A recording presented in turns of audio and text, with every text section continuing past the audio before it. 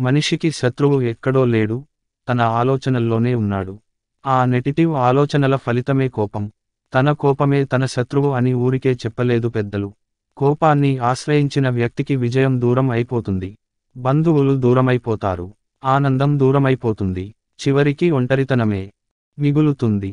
ఏదైనా జరిగినప్పుడు అసహనాన్ని, కోపాన్ని ప్రదర్శించే బదులు కాస్త శాంతి తత్వాన్ని చూపిస్తే ఆ సమస్య ఇట్టే కరిగిపోతుంది.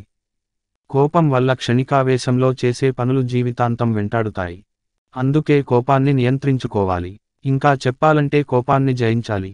కోపాన్ని జయించడానికి పెద్ద యుద్ధాలేమీ చేయక్కర్లేదు. మీపై మీరు ప్రత్యేక శ్రద్ధ పెట్టండి.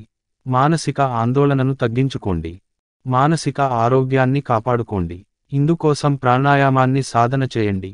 తినే ఆహారంపై శ్రద్ధ పెట్టండి. నిరంతరం యోగాను ఆశ్రయించండి. ముఖ్యంగా మీలో మీరు ఒక గట్టి నిర్ణయాన్ని తీసుకోండి. కోపం తగ్గించుకోవాలి. శాంతి భరితమైన జీవితం మీకు పరిపూర్ణమైన ఆనందాన్ని ఇస్తుంది. కోపాన్ని జయించే ప్రక్రియలో ఎంతో సహనం అవసరం. కాబట్టి ముందుగా ఓపికను, సహనాన్ని తెచ్చుకోండి. కోపం వస్తున్నప్పుడు దీర్ఘమైన శ్వాస తీసుకునేందుకు ప్రయత్నించండి. కళ్ళు మూసుకుని ఉచ్ఛ్వాస, నిశ్వాసాలపై దృష్టి పెట్టండి. ఇది క్రమంగా మీ ఒత్తిడిని తగ్గిస్తుంది. ఒత్తిడి తగ్గగానే మనసు శాంతపడుతుంది. దీనివల్ల కోపం కూడా తగ్గే అవకాశం ఉంది. కోపం పూర్తిగా రాకుండా ఉండదు. అది ఒక సహజమైన భావోద్వేగం. కానీ కొందరికి ప్రతిక్షణం కోపం వస్తూనే ఉంటుంది. ఇది మనుషుల మధ్య దూరాన్ని పెంచి ఆరోగ్య సమస్యలకు కారణం అవుతుంది. కోప్పడే వ్యక్తులు ప్రశాంతంగా ఉండలేరు. రక్తపోటు కూడా పెరిగిపోతుంది.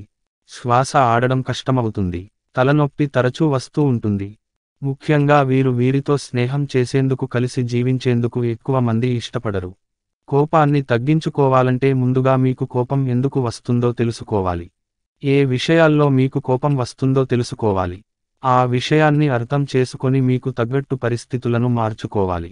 పరిస్థితులు మారకపోతే మీరే మారాలి. బాగా కోపం వస్తున్నప్పుడు ఆ క్షణం అక్కడ్నించి దూరంగా వెళ్ళిపోండి. ప్రశాంతమైన సంగీతాన్ని వినండి. మీకు సంతోషాన్ని ఇచ్చే ఘటనలను గుర్తు చేసుకోండి. లేదా పిచ్చిగా గంతులు వేయండి. కోపం తగ్గుతుంది.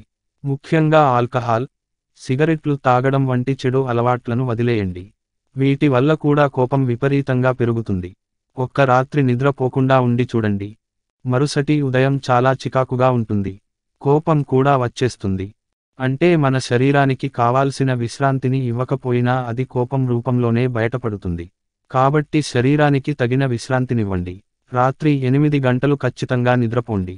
మనసులోకి నెగటివ్ ఆలోచనలను రాకుండా అడ్డుకోండి.